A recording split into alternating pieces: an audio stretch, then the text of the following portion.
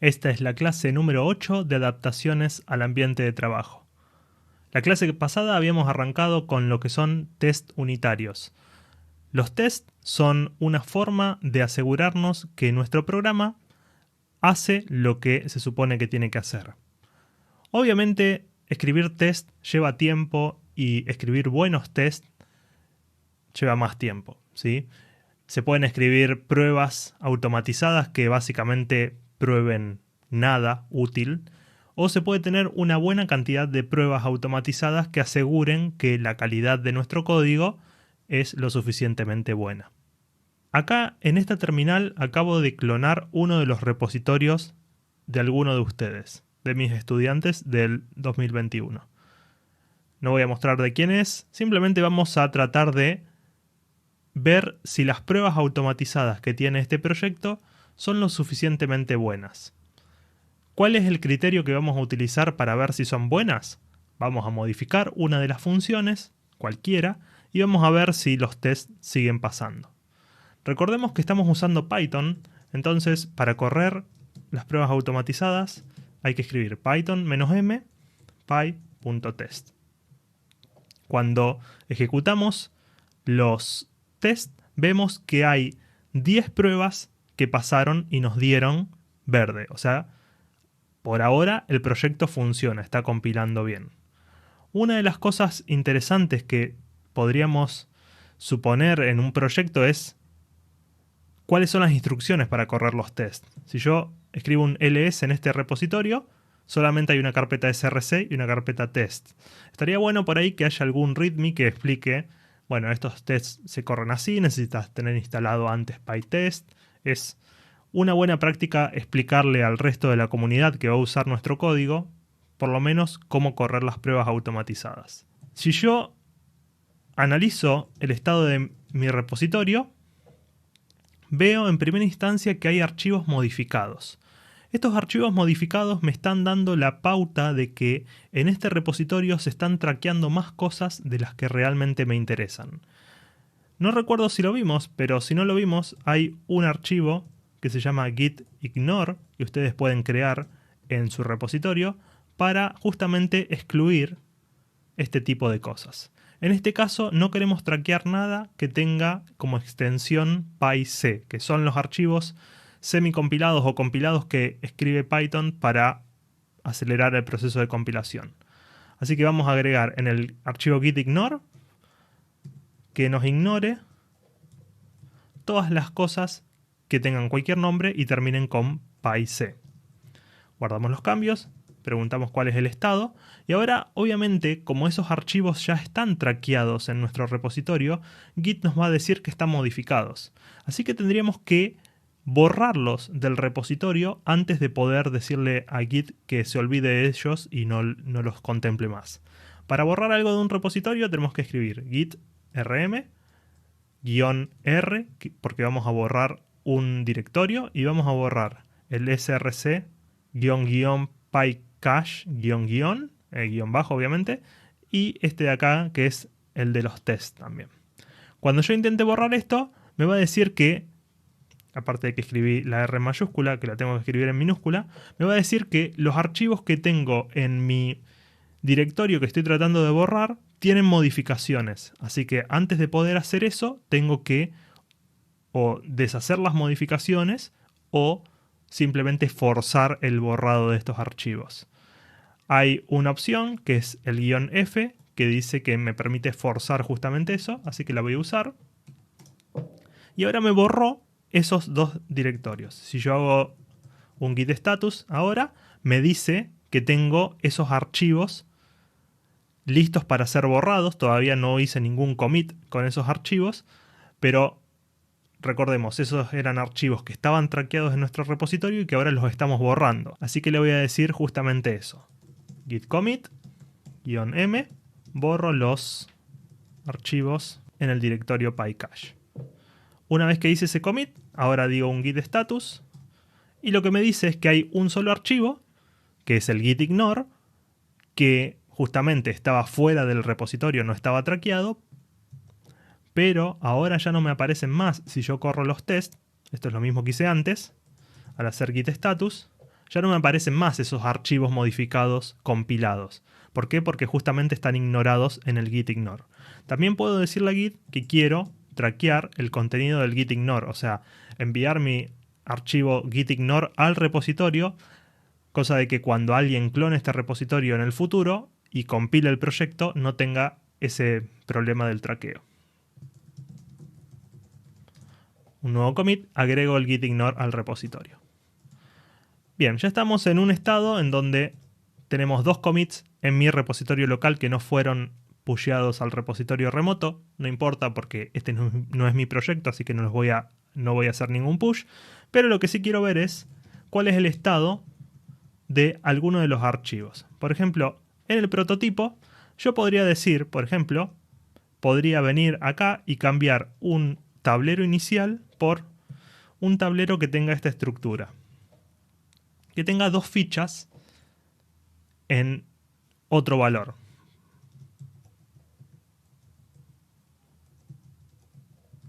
Por ejemplo, que el jugador 1 soltó una ficha en la columna 2 y después el jugador 2 soltó la misma ficha en la misma columna.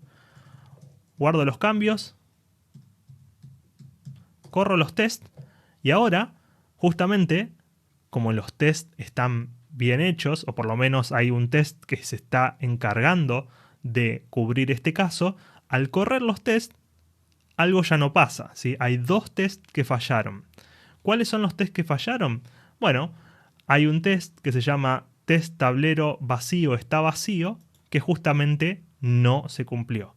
También hay otro test que falló, que es el completar tablero en orden, que está probando otra función distinta, pero en este caso el que nos interesa es que el test que falló es el que el tablero está vacío. Así que bueno, vamos a cambiar ese archivo que modificamos, lo vamos a restaurar. ¿Cómo podemos restaurarlo sin editarlo? Tenemos con git status tenemos nuestro archivo que está modificado y Git nos da 2 opciones. Podemos hacer un git add para agregarlo al repositorio y hacer una fotografía de esto, o podemos usar el comando git restore y el nombre del archivo que acabamos de modificar. Esto va a descartar los cambios que tenemos en nuestro directorio de trabajo. Voy a escribir eso. Si ahora escribo git status, no hay cambios. Y si escribo que quiero correr los tests, obviamente los tests vuelven a pasar. Puede pasar que no tengamos pruebas automatizadas para todos los casos de nuestro programa. Y ahí es donde se empiezan a escapar los errores. Si uno piensa que tiene una buena cobertura de su código, o sea, que tiene un código que está cubierto por un montón de tests, pero si hay cosas que no contemplamos, puede ser que nosotros cambiemos algo y esos tests sigan pasando. No por tener algunos tests en nuestro proyecto tenemos la garantía de que siempre funcione, ¿sí? Mientras más tests tengamos, mucho mejor. Una pregunta que nos puede surgir es, bueno, ¿qué tan bien cubierto está nuestro código con test, con pruebas automatizadas? Por suerte, existen otras herramientas que nos permiten responder justamente a esta pregunta. Este proyecto, que se llama, vamos a decirlo en castellano coverage.py, que básicamente es como cobertura en inglés, nos dice cuánto porcentaje de nuestro código está cubierto por alguna forma de test, ¿sí? Si este proyecto nos devuelve que hay porciones de nuestro código que no están totalmente cubiertas, entonces es un buen indicador para ver dónde nos están faltando tests. Al igual que como hicimos con PyTest, que era un paquete que descargamos del repositorio de Python para poder utilizarlo, vamos a hacer lo mismo con este proyecto. Vamos a escribir pip install coverage, apretamos enter y me dice que yo ya lo tengo descargado, lo acabo de descargar hace unos minutos. ¿Cómo funciona esto? Cuando ustedes ejecutan este proyecto sobre todo su repositorio, va a analizar línea por línea cuáles son las... En realidad no va a analizar línea por línea, lo que va a hacer es ejecutar las pruebas automatizadas que tienen ustedes e ir viendo qué código de su programa se ejecutó mientras corrían esos tests. Si detecta que hay porciones del código que se ejecutaron, las va marcando de una forma en particular. Si detecta que esas líneas nunca fueron ejecutadas, las marca de otra forma. Y al final les da un reporte indicándoles qué cosas se ejecutaron y qué cosas no. Una vez que tenemos instalada esta herramienta para hacer cobertura de código, hay que ejecutar nuestra herramienta de cobertura de código primero con run-mpytest para que corra los tests y recién ahí podemos ejecutar la generación del reporte. Podemos generar un reporte escribiendo la ruta completa donde está instalado este programa, espacio, HTML, que es para generar un reporte en formato página web, y después el nombre del archivo que queremos analizar para hacer el análisis de cobertura de código, ¿sí? Hay más opciones para ejecutar este programa. Vamos a ir por la opción más simple, que es la que me funcionó a mí. Después podemos ver otras formas de ejecutarlo. Si ejecutamos este programa, al parecer no hizo nada raro, ¿sí? No pasó nada. Pero si yo escribo git status, vemos que ahora aparecen dos archivos y directorios nuevos en mi repositorio. Nos vamos a centrar en este que dice html-conv, que es una carpeta que tiene un montón de archivos HTML.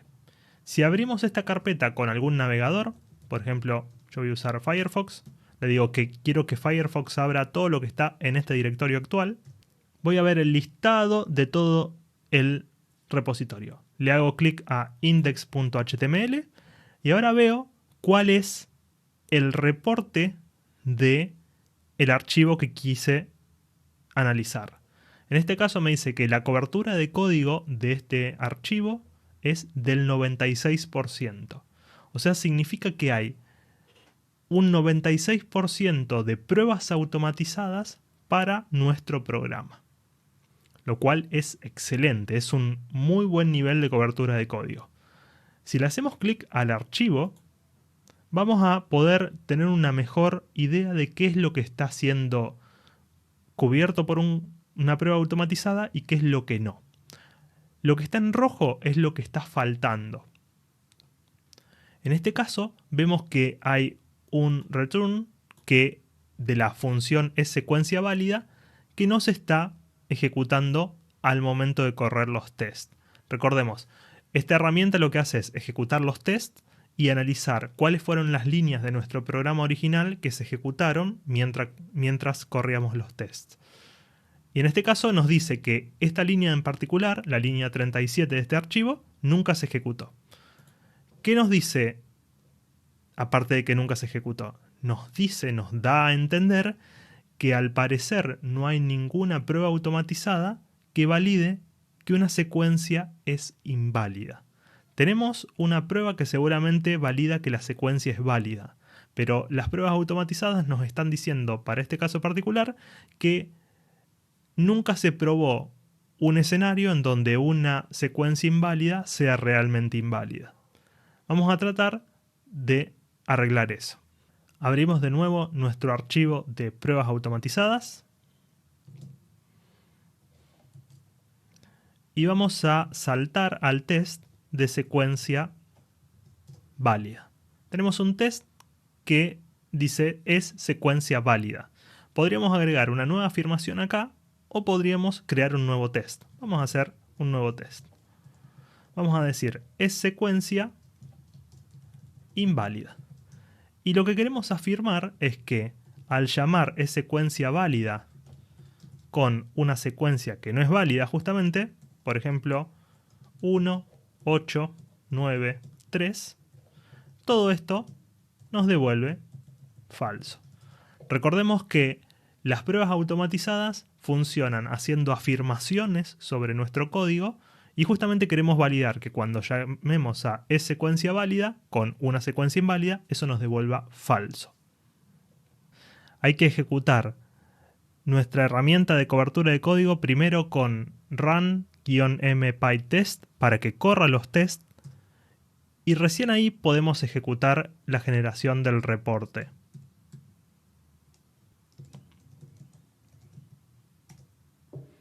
Una vez que hicimos eso, podemos abrir nuestro archivo index.html y acá vemos que la cantidad de líneas que bajaron de las que eran faltantes de nuestro prototipo sin testear, ahora bajó a 1. Antes eran 2, ahora bajó a 1. Y si vemos cuál es la línea que está faltando, es justamente la del print final, que es la que nos dice que la secuencia tiene que estar entre 1 y 7. Pero ahora, como agregamos un nuevo test que justamente está probando que que una secuencia inválida sea inválida, esta línea se ejecuta y ahora aumentamos la cantidad de cobertura de nuestro código. Recapitulemos rápidamente qué es lo que hicimos en esta clase. Instalamos un nuevo paquete que nos permite analizar lo que es la cobertura de código. Pip install coverage, enter, te descarga este paquete listo para usarlo. El siguiente paso es correr con esta herramienta de cobertura los tests de PyTest. Eso se hace escribiendo el nombre del binario run-m PyTest. Una vez que se ejecutaron los tests, eso le da la información necesaria a este programa para poder generar el reporte. El reporte se genera el nombre del binario, espacio HTML y el nombre del archivo que queremos analizar. Finalmente, podemos abrir ese reporte abriendo un navegador en la carpeta donde está el archivo HTML. Podemos usar Firefox, Chrome, cualquiera funciona. Y esto nos abre una ventana como la que vemos en pantalla, en donde nos dice el nombre del archivo que estamos analizando, cuántas instrucciones tiene, cuántas faltaron ejecutar, cuántas fueron excluidas por alguna regla particular que tengamos y la cobertura de código. Idealmente deberíamos intentar que la cobertura de código esté lo más cerca posible al 100%. Muchas veces no se puede, pero bueno, mientras más cerca estemos, mucho mejor. Si le hacemos clic al nombre del archivo, vamos a ver todas las líneas en verde son las que se ejecutaron. Si se preguntan por qué todas estas de acá no tienen nada en verde, es porque está tomando justamente la primera línea que devuelve todo el resto del array. O sea que toda esta línea verde en 4 incluye hasta la 11, la incluye toda, ¿sí? Y cada una de las líneas que ven en verde son las líneas que al correr PyTest fueron ejecutadas y pudo capturarla como parte del reporte de cobertura. El proyecto solamente tiene una sola línea de código que no tiene cobertura, así que no va a tener mucha tarea. Para los demás, ya se pueden imaginar cuál es la tarea que les toca. Tienen que lograr al menos un 95% de cobertura de su código. De todo el código que venimos haciendo en las clases anteriores, tienen que escribir test cuyo porcentaje de cobertura sea al menos el 95%. Nos vemos la próxima clase.